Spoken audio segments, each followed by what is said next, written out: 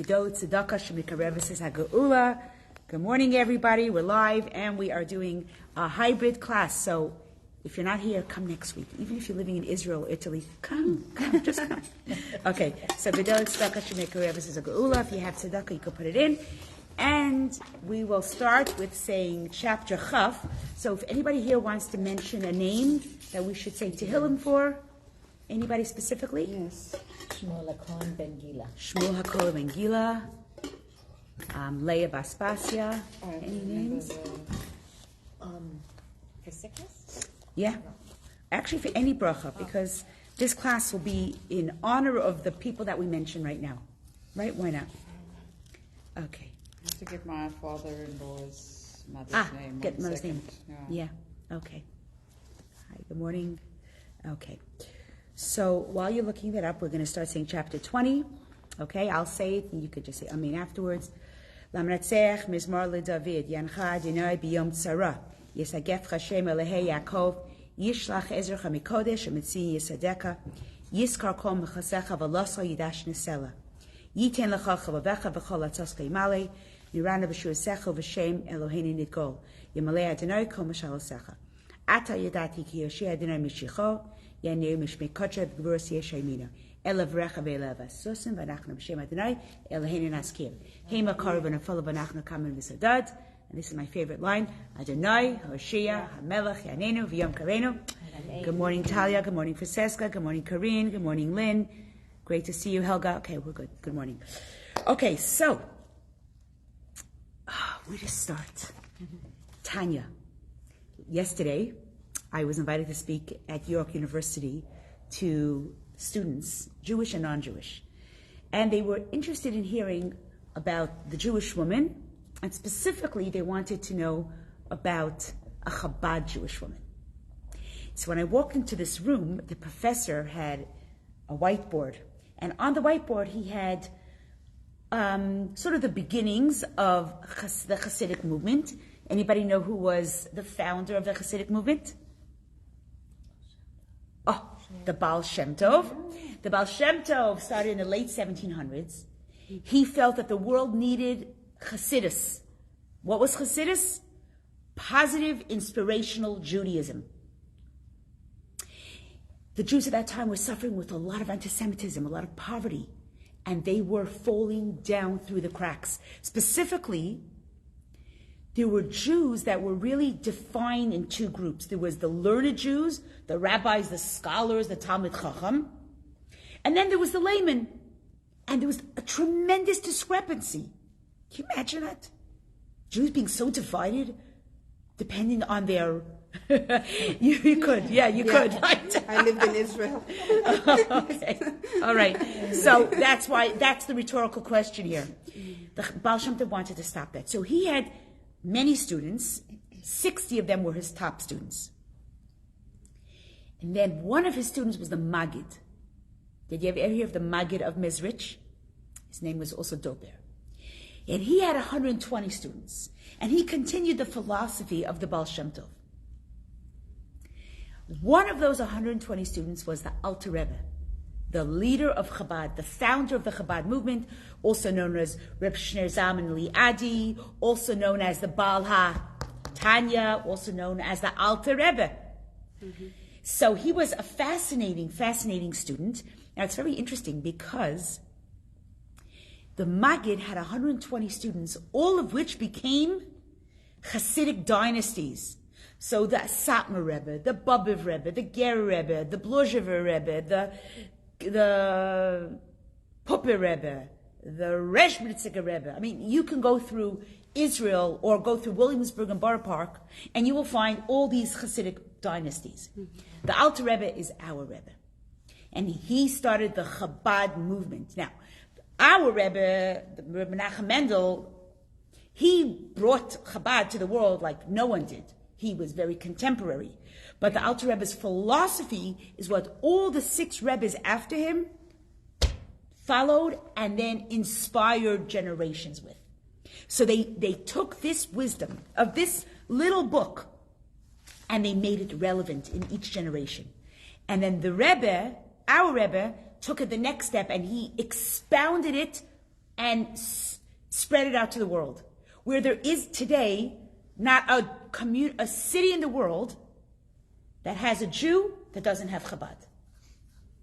And if any of you watched Chabad.org this past Sunday night, I don't know how many of you here have watched the Kiddush HaShluchim. 6,500 rabbis, I would say probably 5,500 rabbis and about 1,000 guests. These rabbis were from all over the world. Doing what? Spreading Chassidus. Bringing the Hasidic philosophy to everybody. So that any Joey, Janie, Jackie, or Jared can feel close to Judaism. It's not anymore a segregation between those who know and those who don't. You're a Jew, you belong. So I actually extrapolated on this when I spoke to the students yesterday. So on this whiteboard, this professor wrote down like Jewish history, and then he got to the Baal Shem Tov, and then he got into the movement of Chabad and other movements. So when I walked in, there was like a list of different movements. And he also had a very interesting thing on about the sort of the divisions in Jewish world today, namely Orthodox, Conservative, and Reform. So I said to him, wow, this is such an interesting word. He goes, oh, well, feel free to use it. I said, number one, I took the eraser and I erased Orthodox, Conservative, and Reform. I said, I hope it's okay with you, Professor Schnorp. I said, but that is where we break it down. This is where we fall apart. This is not okay. I said, I love the fact that there are so many different Hasidic movements. I love the fact that there are Chabad and non-Chabad and Litvish. That's the beauty of Judaism, that there are so many ways, and there's so many ways we can connect to God. But when you divide us into boxes, that you're religious and you're less and you're not, that's the danger. I said, labels are only for clothing. And the whole class burst out laughing, but they understood it. I said, so on that premise, we're going to start talking today about what's my role as a Chabad Rebbetzin. And so I spoke a little bit about Tanya. I'm not going to give you over my talk that I gave with the students, but it was very interesting. I had a lot of Catholics in the class, Muslims in the class, all kinds of Jews in the class. There was actually a young boy there that was in school with my Zalmi, when Zalmi was in Vaughan Secondary. Of course, because Zalmi gets into every single talk I give. And he goes, I know Zalmi, I was in school, we were on the basketball team.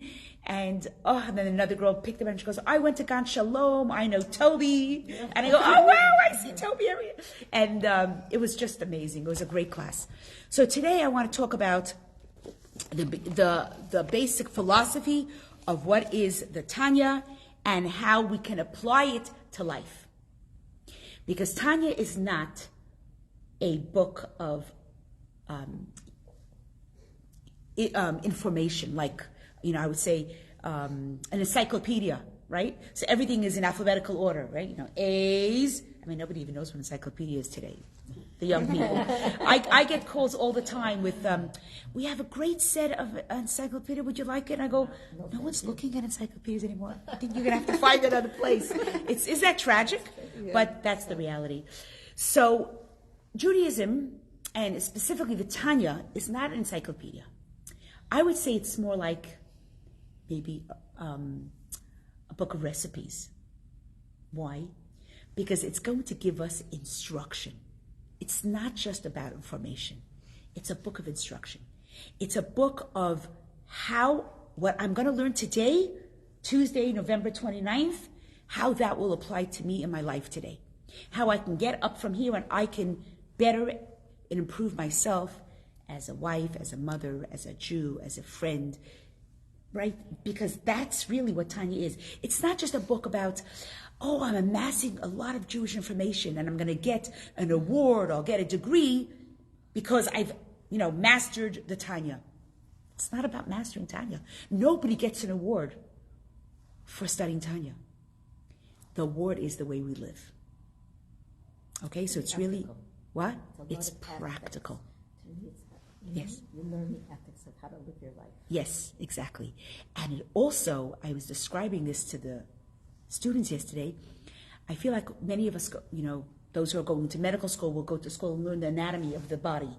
right? Before you learn anything, whether you're going into medicine or you're becoming a speech pathologist, you have to learn anatomy of the body. The Alter Rebbe is giving us an insight and a view inside of the anatomy of our spiritual self, which is brilliant, because sometimes we want to know, why do we act a certain way? Why am I thinking a certain way? Why is my mood this way? Why am I talking like that? Why do I feel like that about her? Why do I feel about... And if we just know that our external anatomy, well, that's going to help me maybe when I have a pain in my arm, or I suddenly lose some vision in my eye, I know which doctor to go to. But the inside, what makes me tick, that is what Tanya is. He's the medical doctor of spirituality. That's who the Alter Rebbe is. So as I said before, the Alter Rebbe wrote this book of Tanya, and it says here, Reb Shner Zalman Liadi. Now, we call it Tanya, but Tanya has a second name. Anybody know what the second name of Tanya is? It's called the Sefer, the Book of the Beinoni. Beinoni. What's a Beinoni? Anybody know what a Beinoni is? What we are. Huh? What we hope we are. Oh. A Benoni. A A Beinoni. What we want to become. בינוני. It's a בינוני Beinoni. זה בין לבין. Like righteous. זה לא גדול ולא קטן. It's in between. So in between, so this actually, look over here. What does it say here? The book of the in-betweeners. Wait, okay. And it's amazing because the Alter Rebbe is very practical.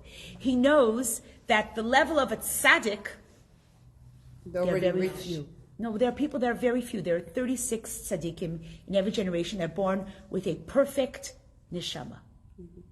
They're not going to have what we're going to talk about soon, the struggles. They don't have struggles. They were born holy and pure. That's their mission. That's their tafkid. Big deal. Big deal. They don't have a struggle. Then there's the level, on the bottom level, which is the Rasha. He's the one that struggles all the time. And then there's the Beinoni. He's in between. Now, one of you said, that's us. And I said, we wish. Because a Beinoni, when we learn Tanya, he's not in betweener. The Beinoni is born like us. He has the two souls which we're going to delve into. He's got the Nefesh Elokis, the godly soul. He's got the Nefesh Bahamis, the animal soul. But he never acts with the animal soul's instinct, ever. He's mastered it, which means he has the same makeup as me and you. Jealousy, give me some negative jealousy, desires, physical temptations, insecurities. He's got it all. He's got it all. Okay, so we're not being this. But he's mastered that, and his external looks like a tzaddik. And those we can see more than 36. I'll give you a little example. My husband's friend from yeshiva, his uncle was a very, very great and righteous chassid. And he was known to be a Beinoni. That was the reputation he had. One day he came to visit this friend of my husband's, who was a little boy that time. He was 9 years old, maybe 7. And this little 7-year-old boy heard that his uncle was a Beinoni. And this little boy, believe it or not, children in Chabad schools learn Tanya. We learn about Tanya. In fact, Yud Tes Kislev, the day that the Alter Rebbe was liberated from jail, is coming up this month. Kislev is a holiday for Chabad like nothing, like no other holiday month. We're like celebrating every second day. And so they know about it. They know the Alter Rebbe wrote the Tanya. They know the levels of every Jew. They know. And this little boy heard about a Beinoni. And his uncle shared the room with him when he came to visit. So one night, he was getting ready for bed, and his uncle had walked in, and he says, Vetter, uncle in Yiddish is, Vetter, tell me, are you a Beinoni? So the uncle, the long white beard, he says to him, do you want to be a Beinoni? He says, I do. He says, okay, go to the bookcase and take out a Tehillim. Took it out. He goes, good. Now, I want you to say Tehillim for 5 minutes straight. Just stop and say Tehillim and focus on the words. Little 7-year-old boy was getting this real inspiration. So he grabbed the Tehillim and he started saying the words of Tehillim. When the 5 long minutes were up, he looked at his uncle, and the uncle says, did you Was your action holy? He goes, yes, I took a Tehillim. Were your words holy? Yes, I said Tehillim. Was your thought holy? Yes, I was just thinking about the Tehillim. He goes, you were just a Beinoni. So the little boy says, that's it? He says, yeah, and if you do that for the rest of your life, you'll be a Beinoni. What does it mean? It means that we can have Beinoni moments. And that's why this book is the book for us. Because even if we don't have a full day of Beinoni, but we have Beinoni moments, I'm a chaya. So we can go to sleep at night and say, you know what? I had about 20 minutes of Beinoni moments today. And that is a win. That's a win. Because we have what we're going to talk about in the next few weeks and months. Two souls. The first soul that we are taught today in the first Tanya, in the first chapter, Perak Aleph Tanya, the first chapter tells us that we were created with an animal soul, the Nefesh Bahamis. That's the soul that God infuses in each one of us. But listen to the words, Nefesh Bahamit. What does Nefesh Bahamit mean? You could put it down here on the comments. What does Nefesh Bahamit mean? Think of the word Bahamit. When you say it in your accent, it sounds like Be'emet. No, Bahamit. But it's Bet, Behema. Hey, Mem, Yotaf. Behema. The root is Behema. Behema. What's Behema? An animal, okay? Animal. Now, Chaya. very interesting. It's called the animal soul. Is an animal a bad thing? No. It depends how you treat it. Well, an animal could be a dangerous thing. But an animal is just, how would you describe an animal? A lion, a tiger, or a zebra. Self-centered. What does an animal do when they wake up in the morning? They look for food. They finish. Instinctive nature. It's instinctive nature. Self-centered, self-preservation. Not bad. It's just all about me. That's our Nefesh Bahamit. It's not bad. Many times, and not in the Tanyas per se, but many times, the Alter Rebbe will use the word Yetzer Hara, but the Alter Rebbe doesn't use that a lot. But people will refer to that we have a Yetzer Tov and a Yetzer Hara. Have you heard that expression? Yeah. We have the animal, the bad soul and the good soul. Alter Rebbe doesn't use that. He uses Nefesh Bahamit very, very specifically, because the Nefesh Bahamit is not bad. It depends what we do with it. So, jealousy. I could do good stuff with jealousy, right? I see someone that's written books on Jewish mysticism, and let's say I am a good writer, and I was writing romance novels, but I'm jealous. My jealousy will now make me want to write things on Judaism. That's a good jealousy. Mm-hmm. That person gives a lot of charity. That's a jealousy. It's a good jealousy. It will make you give charity. This family has so many guests. They're so popular in the community. Well, if you're jealous about that, start inviting guests, right? So the Nefesh Bahamis can take a negative trait and make it holy. That's the Nefesh Bahamit. Unfortunately, the Nefesh Bahamit can also cause a lot of negative behaviors. You know, stepping all over people because you want to reach higher places. You know, talking bad about people, but it's not lush. You know, I'm helping them by, this whole thing. Oh, I have to tell you something. It's not lush. Oh, no. That sounds like lush. I think we should stop it right there, right? But the Nefesh Bahamis is that the soul that keeps pumping us, and the blood that's pumping. And that is why it's mentioned first in the Tanya. It's actually the first soul we talk about, because that's the soul we're born with.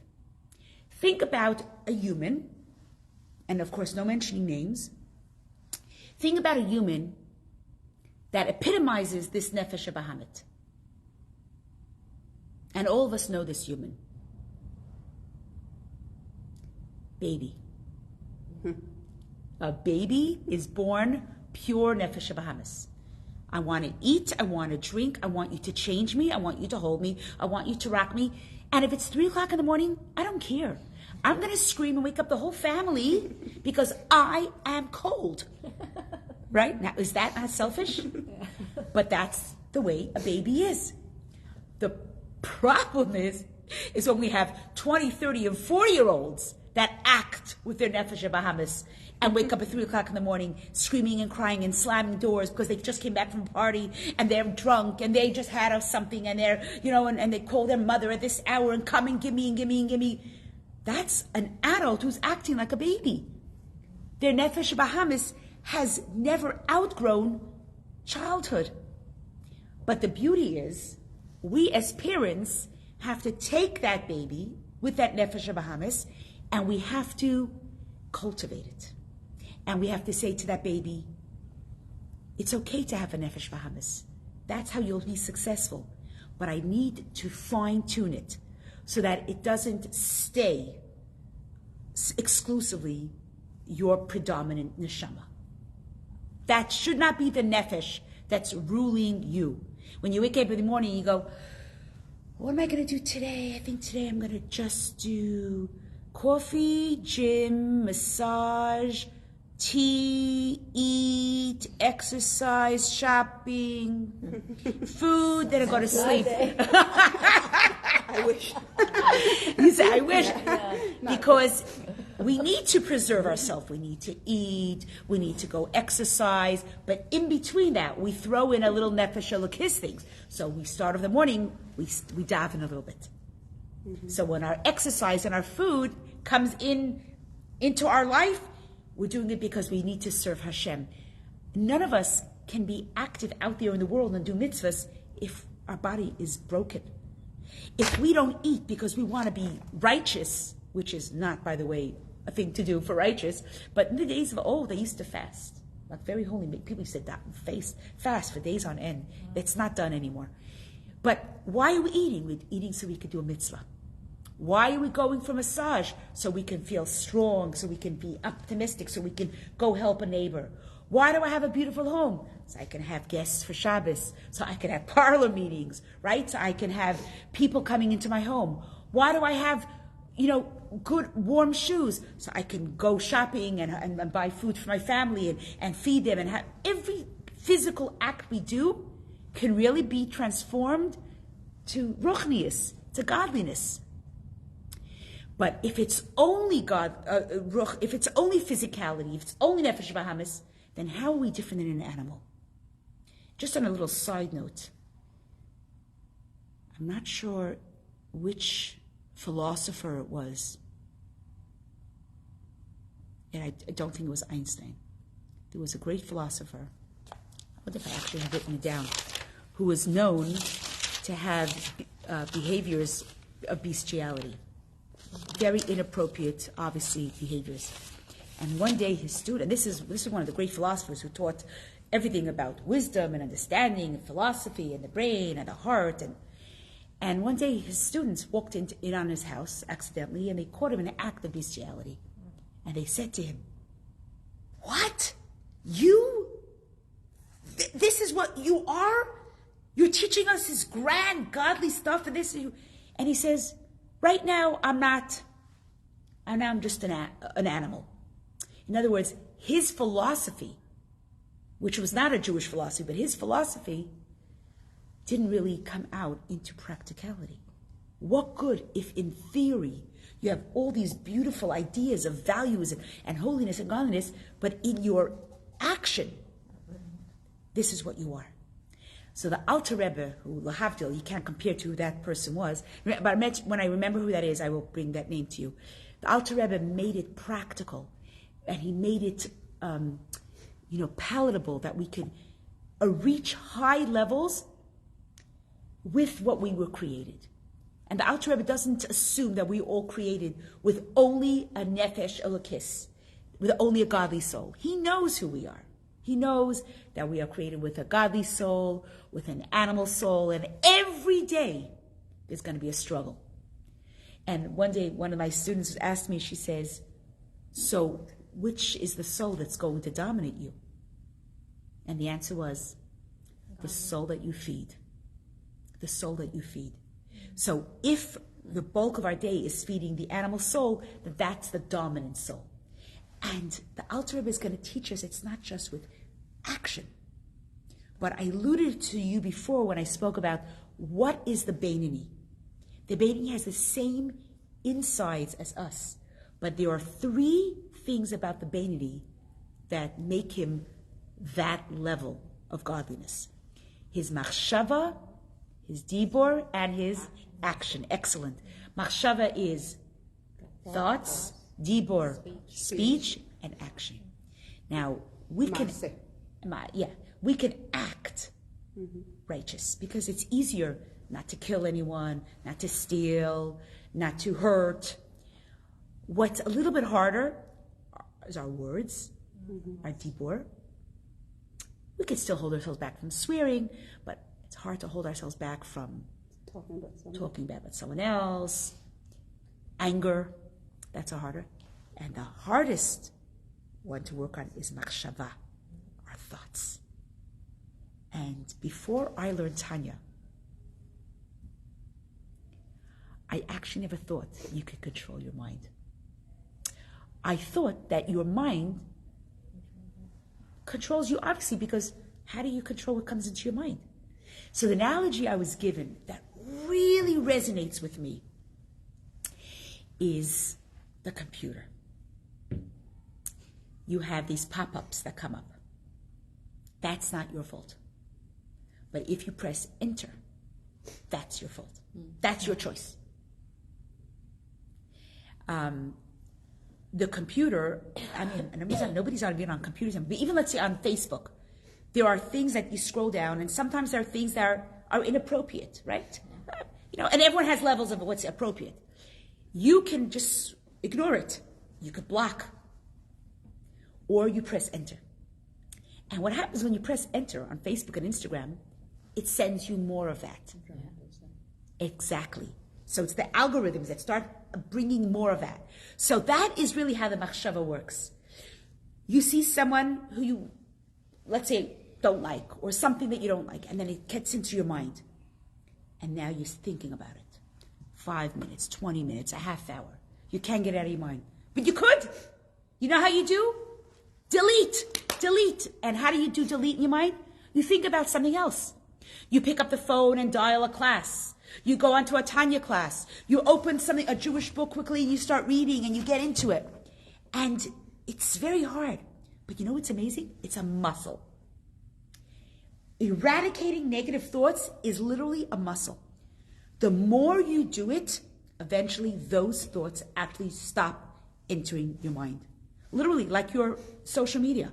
Those things you'll stop seeing on your page because you're now suddenly seeing a lot of Chabad.org stuff and suddenly a lot of JLI stuff and a lot of classes start coming because the more you're watching those, the more you're going to get those. So with our negative thoughts, that's why it's so amazing when you think about how in 2022, everything that's happening today in our life really affects our life because it's not just, social media is something that, so Facebook invented or no. It was brought into our world because we can learn holiness from social media. We can learn holiness from the internet because this is the reality. What's the strong neshama? Which one is the strong nefesh? The one that you feed. I'm having some trouble with my arm and my physiotherapist is giving me exercises. And I noticed that I end up doing exercises more with one hand because I'm inclined to do it with my right hand. And so one muscle is becoming stronger than the other muscle. That's the way it is with the nefesh. The nefesh elokis, you exercise, boom, you got yourself a good strong muscle. The nefesh bahamas, you stop, and it becomes sort of like, and it's almost, if you think about, I got this gorgeous, that plant that everyone has with the little white orchid. I don't know if anybody has any tricks with his orchids, but it was put into a room that I don't frequent all the time. And it's dying. I forgot to put the ice cubes in, 3 ice cubes. 3 ice cubes every week. Apparently you have to talk to your plants. Yes. Oh, well, there you go. So somebody put it in that room. So I wasn't talking to it. I wasn't feeding it. And now the plant died. But that's a very interesting, after many, many months, right? But it's a very interesting observation. If you stop feeding the nefesh bahamit, it just withers away. Mm-hmm. But because we're humans, and we're living in a human world, and Hashem gave us each opportunities to have balance and free choice. We're always going to have the nefesh Bahamas. But certain areas we want to just get rid of. I don't want to think negative. Don't go into that room. Don't go into that room. There you go. Don't go into that room. Okay.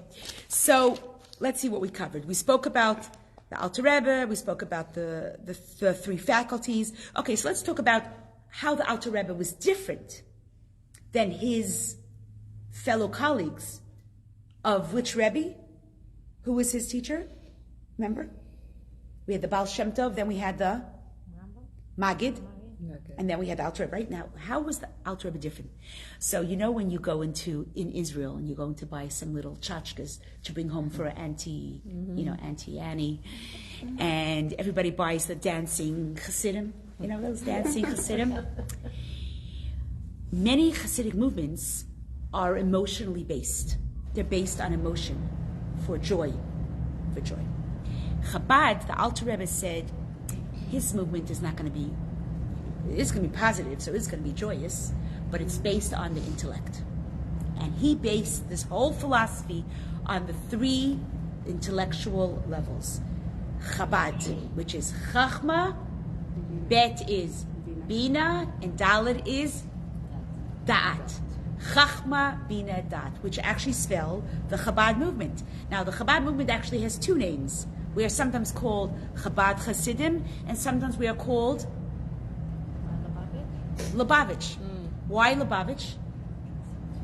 Because that's the city where Lubavitch began, in Russia, the city of Lubavitch. Lubavitch also means the city of love. Luba means love. So it's interesting that is really where we started from. The Gerer or the Pupa come from a city of Pupa, Satmar come from St. Mary. They all started from different cities. And Chabad started from the city of Lubavitch. But the Chabad movement, the philosophy, is based on these three letters: Chachma, Bina, and Dat. What are these different intellectual faculties? So let's analyze that. If anybody here wants to join in. Chachma. What is the level of Chachma? Anybody know? Chachma, it's your head, right? No. So in your head, you have three levels of wisdom. Okay. So Chachma is the first. I would call it like that light bulb. The light bulb that goes off. The Koach Ma. That sort of that light bulb that comes off. Bina is taking that. Not yet, taking that and internal and understanding it more. Bina, interestingly enough, do you know where as women we have the word Bina referred to describe us? When God created Adam, he said God built woman from Adam. Bina yitera natna leisha. From the word Bina comes from the word building. Women have an extra dose of Bina, also sometimes called the ability to sense things. What do we call that? Intuition. Exactly. Bina. We women have that extra sense of intuition. Okay, so that's the level of Bina. Da'at is when you take the Chochmah and the Bina and you internalize it, you make it practical. So that's really what Tanya is. As we said in the beginning of the class, it's the ability to take what we're learning and to make it practical. If it's just an idea, aha, that's great, then we walk out and we do exactly what we did the day before, so what good was Tanya? The Alter Rebbe is like, no thanks, I'm not a book of philosophy, I'm a book of action. So that's Chochmah, then Bina, and Dat. Dat means that you understand it, internalize it, and integrate it. And that's really what we are going to be focusing on, what we're going to be meditating on. And even when we daven in the morning, when you daven the Moda Ani, so many times I wake up in the morning and the first thing a Jew says, right, when we wake up in the morning is Moda Ani. But we're mumbling it because we're really half asleep. We don't really want to wake up right now, and the alarm went off, and so we just mumble, Moda Ani, we wash our yadayim, we wash our hands. But really, the Alter Rebbe says, let's meditate on that. Because Moda Ani, that beautiful, beautiful, inspirational prayer, what is that prayer? It's your get-go for the day. Moda ani, thank you Hashem. Number one, the buzzword that everyone's talking about, gratitude. You know when you start gratitude? The moment you open your eyes and you realize you can see. The moment you're able to breathe and smell. The moment you're able to hear, even if it's your child crying, but you hear it. Moda ani. It's not a mumbling. It's such a reality. Thank you, Hashem. I am grateful to you. And it's not just something we do at the end of the day. It's something we do right when we wake up in the morning. Moda ani lefanecha. Who's lefanecha? Hashem. Melech chai v'kayam. You are the eternal King. So I'm in good hands right now, Hashem. I am in your hands. Shechazarta bi nishmasi. Why am I grateful to you, Hashem? Shechazarta what? Shechazarta bi nishmasi, because you, God, returned my neshama. We know that every single night when we go to sleep, exhausted, our neshama goes back to Hashem. That is why when we wake up in the morning, we have to wash our hands, because we experienced a 60th of death. Tuma. Exactly. It's similar to when we go to a funeral. We go to a cemetery to visit somebody. When we go there, we have to wash our hands because we were in contact with death. So the same thing as wake up in the morning, we got back our neshama. And that's very interesting, because when you think of it, you went to sleep at night, you're exhausted, and all of a sudden you wake up in the morning and you have new, refreshed life, momentum, ability to move around. You were so exhausted the night before, but now you have life. Thank you, Hashem. Shechzati b'nishmasi, b'chemla, with mercy. Why? Because Hashem, you didn't really have to give back neshama, but you know I'm going to give you a good day. You do me a favor for another day. You're giving me my neshama so I could do again. Rabba emunasecha, and these are very important words. Rabba emunasecha. What does Rabba emunasecha mean? You believe in me. You believe in me. And because you believe in me, think about, we talked today about childhood rearing. We talk about self-confidence and giving the children the ability to get out there. And they say children that come from a home where they're given self-confidence, they do better. They become something. Because my mother believes in me. You have children who go to school from such homes where there's so much chaos and so much disruption, and no one looks at them, and they're literally raising themselves. What chance do they have to make successes out of themselves? But if they have a mother there who's rooting them on, go have a good day, you're going to rock it. I know. You're going to be respectful, you're going to learn a lot, you're going to help somebody, and I know you because you are my best. That's what Hashem does to us in the morning. So, Rabba Munasecha, thank you, Hashem, for giving back my soul. And Hashem, I'm not going to disappoint you. You know, that Jewish mother that sends her little boy to school, and she says to him, Yingala, I want you to make sure you ask a good question. Don't just come back with A's. Ask a good question. And that's how Jewish families always send off their children.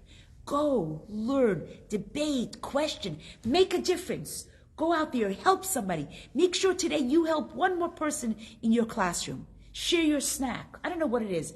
I'm listening to what's going on with the TDSB, and they're not sure how to handle the stabbings and the killings and the bullying that's going on in the public schools in Toronto. The good. It ain't no good anymore. You know why? Because we're in Chabad, I don't even hear about it. You hear today about wow. What's going on in there where there's a godless education. When the Rebbe begged his shluchim, go out there and put the God back into the education system. It doesn't have to be the Jewish God that we refer to, Hashem Elokeinu. You don't want to say Shema Yisrael, fine. But let the kids know there's an eye that watches, there's an ear that hears, there's a God that's accountable to you. You know when I go into the dollar store during a lunch period from the public school kids, they let 3 kids in at a time. So I said to the lady, why? Because they steal. Yeah.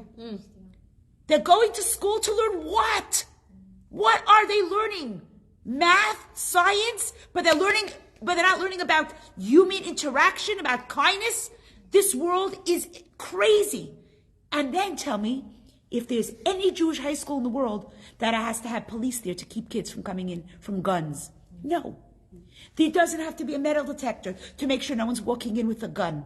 or a knife. Why?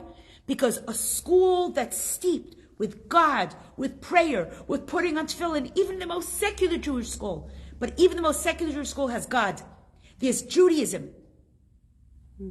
And that's why the world is in such disarray. So the Alter Rebbe is giving us a trajectory for our day today. Let's remember Chachma Bina Dat. Let's remember our Nefesh Elokis and Nefesh Bahamis. And let's have an amazing day. Okay? And we'll see you all next week, Emetz Hashem. What a beautiful